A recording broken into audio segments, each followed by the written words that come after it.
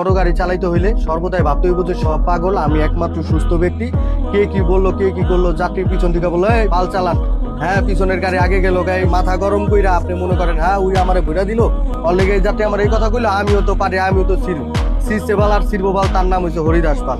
কথায় আছে না, এই থিওরিগুলো মাথায় রাখা জীবনে সর্বদাই ভাবতে হইব আমি এক আর দুই আর জায়গা নাও পাইতে পারি। অনেক সময় গাড়ি একটা পেট পর্যন্ত আহে, অনেকে হরেন দেয়, ডিপার দেয়, অনেকে ছাড়ে না, তেরাইন করে ইচ্ছে করে একটা চাপ দেয়।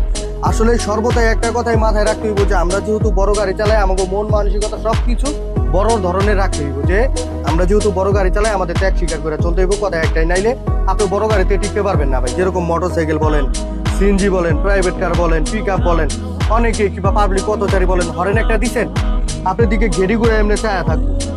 যেরকম বিশেষ করে সব থেকে খারাপ যাত্রী হচ্ছে মনে করেন আপনার সিলেট শ্রীমঙ্গলের যাত্রীগুলো, এটি হচ্ছে 1 নাম্বার তারা, 2 নাম্বার আছে বরিশালের কিছু গাউরা আছে, 3 নাম্বার আছে কক্সের কিছু মনে করেন ওই রোহিঙ্গা মহিঙ্গা আছে, মানে ক্লিয়ার কাটলি বললাম।